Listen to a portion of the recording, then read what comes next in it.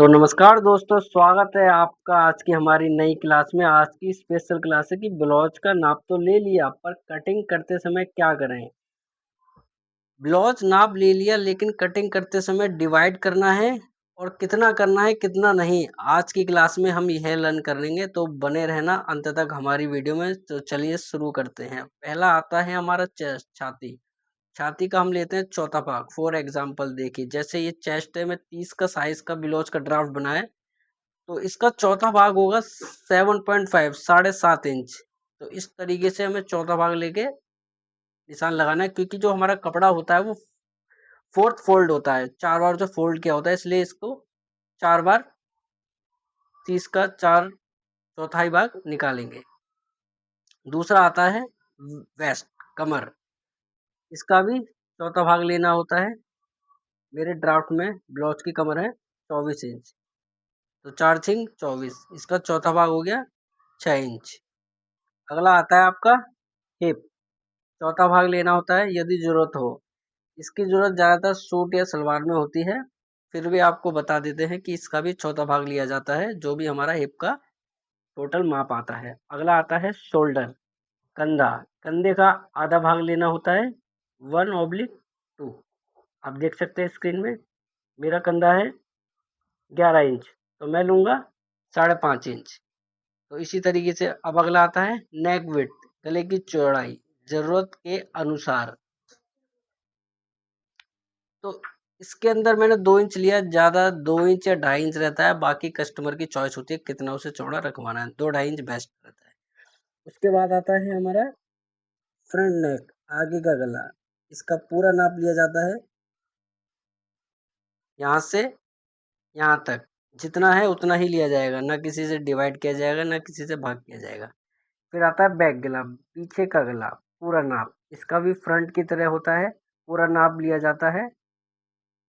Draft में या कपड़े में कटिंग करते समय पूरा नाप लिया जाता है। उसके बाद आता है हमारा ब्लाउज की लेंथ, लंबाई। इसका पूरा नाप लेना होता है शोल्डर से लगा के कमर तक, बाकी कस्टमर के अनुसार जितनी लंबाई आती है पूरी लंबाई लेनी होती है। किसी से कुछ भाग नहीं करना होता, ना कुछ डिवाइड करना होता। उसके बाद आते हैं हम बस्ट पॉइंट पे, पूरा नाप। मैं आपको दिखा देता हूँ एक बार। बस्ट पॉइंट, ये बैक का गला है, ये देख सकते हैं आप। बस्ट पॉइंट ये पूरा नाप लिया जाता है।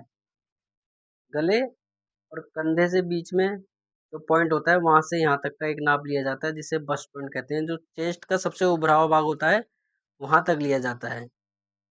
पूरा नाप लेंगे इसका भी। अब आप चलते हैं अपने आगे टॉपिक पे।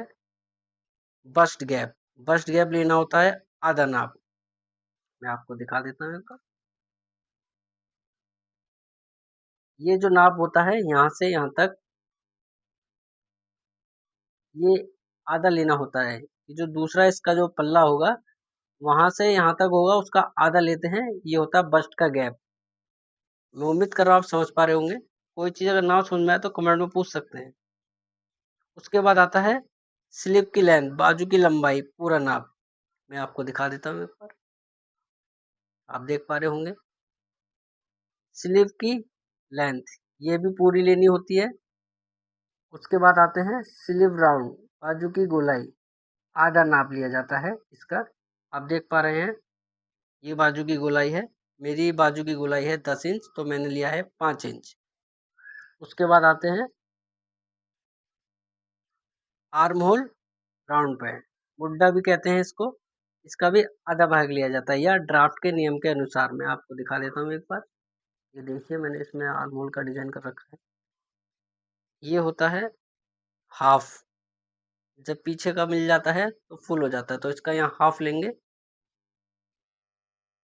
मेरा आर्म होल था 11 इंच, तो मैंने लिया है 5.5 इंच। अब अगले पॉइंट में आते हैं कफ, बाजू मोहरी, स्लीव बॉटम। इसका भी आधा भाग लिया जाता है। अब चलते हैं कुछ अपने याद रखने का कुछ आसान नियम।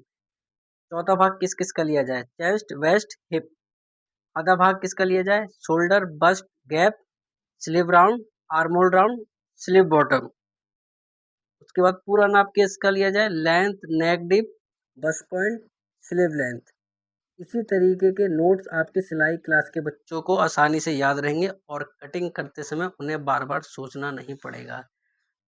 तो गाइज़ आज की क्लास यहीं ख़त्म होती है। मैं आशा करता हूँ आपको मेरी वीडियो पसंद आई होगी। अगर वीडियो पसंद आई है तो लाइक करना, शेयर करना, सब्सक्राइब करना।